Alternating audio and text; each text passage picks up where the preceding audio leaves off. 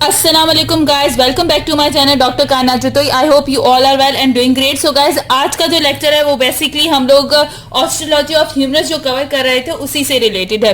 सो हमारे जितने भी प्रीवियस लेक्चर्स हैं ऑस्ट्रोलॉजी ऑफ ह्यूमरस से रिलेटेड, उसके अंदर हम लोगों ने लैंडमार्क ऑफ ह्यूमरस, उसके अलावा जो हमारे पास लैंडमार्क ऑफ ह्यूमरस थे वो भी हम लोगों ने डिस्कस कर लिए हैं। उसके अलावा हम लोगों ने क्या क्या डिस्कस किया है, हाँ, हमने जो है वो मसल्स की इंसर्शन, ओरिजिन, जो भी अटैचमेंट है मसल्स की, वो सब ह्यूमरस बोन के ऊपर हम लोग कवर कर चुके हैं। उसके अलावा एटलस एनाटॉमी से किस तरीके से प्रॉपर्ली उसे कवर करना है वो भी हम लोग डिस्कस कर चुके हैं। ईच एंड एवरी पॉइंट को हम लोगों ने डिटेल से डिस्कस किया, ठीक है। सो उसका मेन रीजन ये था, उसको इतने डिटेल में पढ़ने का रीजन ये था कि स्नेल एनाटॉमी में डायरेक्ट टर्मिनोलॉजीज यूज की गई हैं और ह्यूमरस बोन के बारे में जो है वो इतनी ज्यादा इंफॉर्मेशन नहीं दी गई, ठीक है, क्योंकि आपको मसल्स अटैचमेंट पढ़नी है, ओरिजिन पढ़नी है, तो उन सबको डिटेल से पढ़ने के लिए जरूरी था कि वो सारे लेक्चर्स अपलोड होते। अब इजीली स्नेल एनाटॉमी में जो कुछ लिखा हुआ है आप लोग को इजीली पढ़ लेंगे, इजीली आप लोगों को समझ आ जाएगा।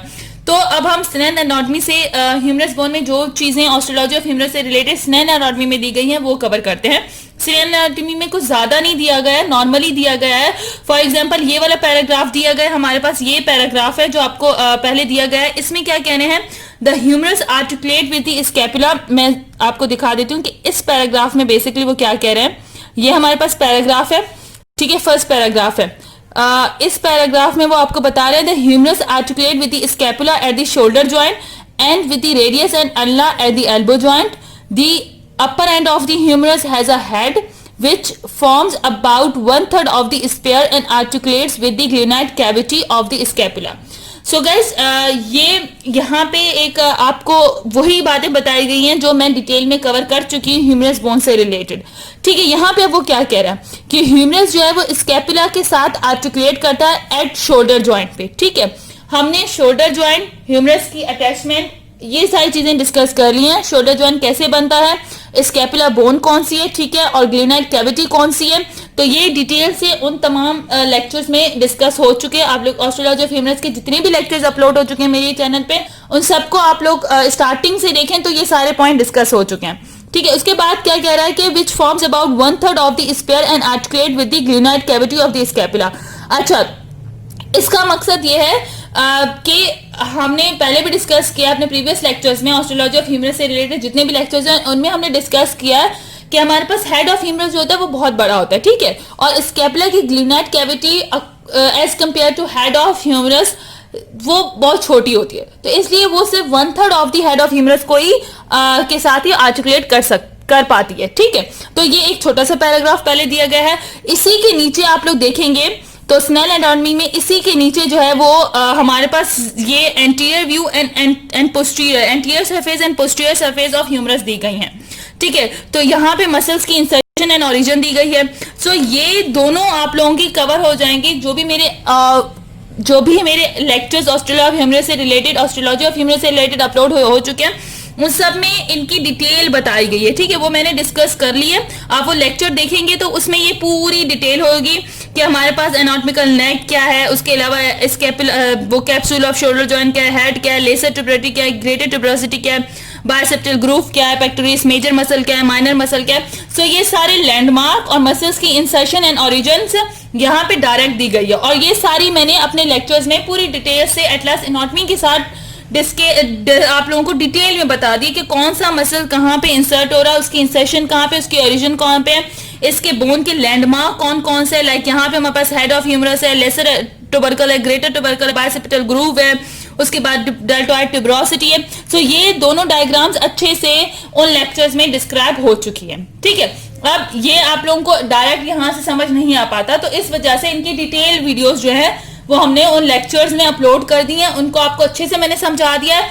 उसके बाद उस लेक्चर के बाद आप इस बुक को खोल के इस बुक को उस लेक्चर के सामने रखेंगे तो आपको पता चल जाएगा कि ये वही मसल्स अटैचमेंट है और किस तरीके से कौन कौन सा लैंडमार्क है।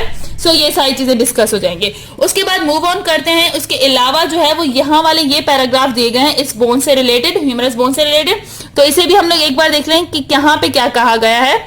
सो अगर मैं आप लोगों को यहाँ पे बताऊं, यहाँ पे जो पैराग्राफ दिए गए हैं उन पैराग्राफ्स में आपको बताया गया है कि यहाँ पे देखिए इमीडिएटली, यहाँ से देखिए इमीडिएटली बिलो द हेड, ठीक है, अब हमारे पास क्या है, इन the anatomical neck below the नेक, यहां से अब देखें आप लोग यहां पे, ठीक है, ये पैराग्राफ हमने कवर कर लिया। अब यहां पे आ जाते हैं। So below the head in the anatomical neck below the neck are the greater and lesser tubercles separated from each other by a bicipital groove. ठीक है, ये पॉइंट भी डिस्कस हो चुका है कि बिलो दी नेक एनाटॉमिकल नेक होती है, एक्चुअली 3 नेक होती है हमारे पास इसकी ह्यूमरस बोन की, anatomical neck, surgical neck and morphological neck, तो वो नेक भी मैंने डिस्कस कर ली है।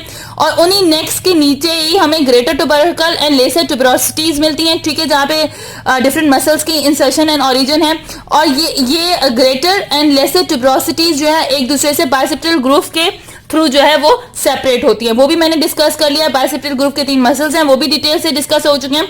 Where the upper end of the humerus join the shaft is a narrow surgical neck about halfway down the lateral aspect of the shaft is a roughened elevations called the deltoid tuberosity. Behind and below the tuberosity is a spiral groove which accommodates the radial nerve. ठीक है, अब ये वाला paragraph भी पूरा हम लोग अपने लेक्चर्स में डिस्कस कर चुके हैं कि एनाटॉमिकल नेक जो होती है वो हमारे पास अपर एंड ऑफ द हेड पे होती है, ठीक है, वहां पे वो डिस्कस होती है। और हमारे पास सर्जिकल नेक जो होती है वो क्या करती है, हेड ऑफ द, मतलब जो हेड होता है ह्यूमरस का उसको, और शाफ्ट ऑफ द ह्यूमरस को, upper end of the humerus and shaft of humerus को ज्वाइन करती है। उसके अलावा उसी के नीचे डेल्टॉइड ट्यूबरोसिटी होती है, ठीक है, डेल्टॉइड ट्यूबरोसिटी के बिहाइंड और उसके बिलो जो है हमें स्पाइरल ग्रूव मिलता है, जहां से रेडियल नर्व जो होती है वो पास करी होती है। सो ये चीज डिस्कस वहां पे हो चुकी है, ठीक है। सो ये सारी उन लेक्चर्स में डिटेल में मिल जाएगी आप लोगों को। उसके बाद जो नेक्स्ट ये वाला पैराग्राफ है, इस पैराग्राफ को देखते हैं हम लोग।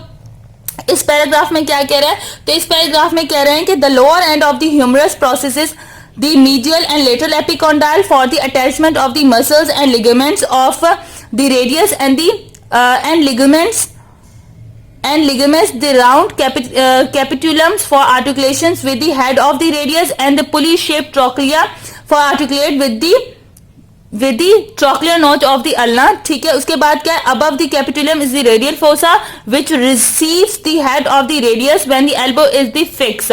ठीक है, उसके बाद क्या है, above ट्रॉक्लिया एंटीरियरली। उसके बाद क्या हमारे पास यहाँ पे लिखा हुआ है कि ये है ना, ठीक है, अबव दिस यहाँ पे above the trochlea anterior is the coronoid fossa which during the same movements receive the coronoid process of the अल्नम।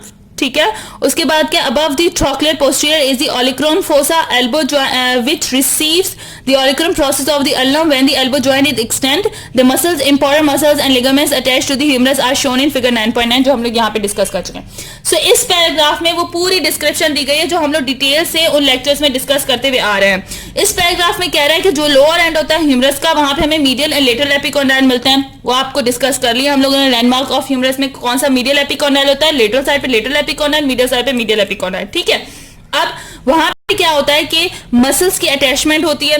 अब जो राउंडेड कैपिटुलम होता है वो आर्टिकुलेट करता है हेड ऑफ रेडियस से। CR से याद रखिएगा, CR जैसे क्लास का CR होता है इस तरीके से याद करिएगा। जो कैपिटुलम है वो हमारे पास रेडियस के साथ आर्टिकुलेट करेगा एंड पुली शेप ट्रॉक्लिया वो आर्टिकुलेट करेगा trochlear reach of the ulna. ठीक है, trochlear note of the ulna. So CR आप लोगों को याद हो गया तो ट्रॉक्लियर आपको याद हो जाएगा कि वो अल्ना के साथ करेगा। उसके बाद हमारे पास 2 फोसास, कॉर्नाइड फोसा एंड रेडियस फोसा होते हैं। CR मतलब, CR का मतलब रेडियल फोसा हमें कैपिटुलम के ऊपर मिलेगा एंड कॉर्नाइड फोसा हमें किसके, ट्रॉक्लियर के ऊपर मिलेगा। ठीक है, अब ये वो कॉर्नाइड प्रोसेस और वो हमारे पास ये क्या होते हैं, एल्बो जॉइंट में ये फोसास हेल्प करते हैं। और पोस्टीरियरली हमें ओलिक्रॉन फोसा मिलता है, ठीक है, जो ओलिक्रॉन प्रोसेस ऑफ अल्ना के साथ आर्टिकुलेट करता है, जो कि एल्बो जॉइंट जब एक्सटेंड होता है। सो ये फोसास के बारे में। सो अब फोसास के बारे में हो या फिर एनाटॉमिकल सर्जिकल नेक के बारे में हो या ह्यूमरस की जनरल इन्फॉर्मेशन हो, ये सारी चीजें डिटेल लेक्चर्स हमारे पास जो है वो डिस्कस हो चुके हैं। हम लोगों ने प्रीवियस जितने भी ह्यूमरस की ऑस्टियोलॉजी से रिलेटेड है उन सब में ये सारी चीजें मैंने डिटेल से डिस्कस कर ली हैं।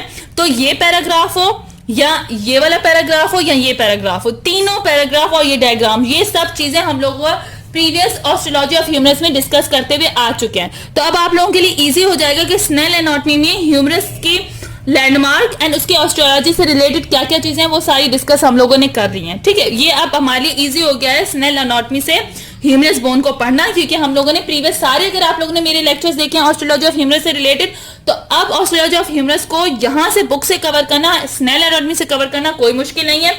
और इसके अलावा हम लोग जो है ऑस्ट्रोलॉजी ऑफ ह्यूमरस को, ये सारी ऑस्ट्रोलॉजी ऑफ जो ह्यूमरस है, इसे हम लोग एटलास एनाटॉमी से भी डिस्कस कर चुके हैं। सो एटलास एनाटॉमी और स्नेल एनाटॉमी में जो भी हमारे पास ह्यूमरस बोन से रिलेटेड लिखा गया है वो सारी चीजें हम लोग ने डिस्कस कर ली है। तो अब कोई प्रॉब्लम नहीं है ऑस्ट्रोलॉजी ऑफ ह्यूमरस को स्नेल एनाटॉमी से करने के लिए। अब आप लोग अगर मेरे सारे लेक्चर्स देखेंगे तो इजीली आप लोगों को समझ आ जाएगा कि ऑस्ट्रोलॉजी ऑफ ह्यूमरस को किस तरीके से हम लोग कवर कर सकते हैं स्नेल एनाटॉमी से और एटलास एनाटॉमी से। आई होप आज का लेक्चर आप लोगों के लिए हेल्पफुल रहेगा। सो इस लेक्चर में आप लोगों को पता चल गया है कि किस तरीके से हम ऑस्ट्रोलॉजी ऑफ ह्यूमरस को पढ़ सकते हैं। ठीक है, प्रीवियस सारे लेक्चर ऑस्ट्रोलॉजी ऑफ ह्यूमरस से रिलेटेड जो भी लेक्चर्स हैं वो सारे लेक्चर्स आप लोग देखें, ताकि आप लोगों के लिए इजी हो जाए, कि आप लोगों के लिए ऑस्ट्रोलॉजी ऑफ ह्यूमरस जो है वो इजी हो जाए। आप लोग सिर्फ उन लेक्चर्स को देख के आप लोग इन तमाम चीजों को याद कर सके और मेमोराइज कर सके। सो गाइज, आई होप आज का लेक्चर आप लोगों के लिए हेल्पफुल रहेगा। और आप लोगों की अगर कोई भी क्यूरी है तो आप लोग कमेंट करके मुझे बता सकते हैं। आई होप ये सारी वीडियोस जो है आप लोगों के लिए हेल्पफुल हैं। आप लोगों के कमेंट से मुझे पता चलता है कि सारी वीडियोस आप लोगों के लिए हेल्पफुल हैं। सो इसी तरीके से मेरे चैनल्स को, मेरी वीडियोस को लाइक करते रहें और मेरे चैनल को शेयर करें, सब्सक्राइब करेंगे। सो टिल दैट, अल्लाह हाफिज़। इसी के साथ हम लोग नेक्स्ट वीडियो में फिर आप लोगों के लिए नेक्स्ट लेक्चर अपलोडेड होंगे। सो आई होप अब आप लोगों के लिए ऑस्ट्रोलॉजी ऑफ ह्यूमरस पढ़ना ईजी हो जाएगा। सो अल्लाह हाफिज़ गाइज।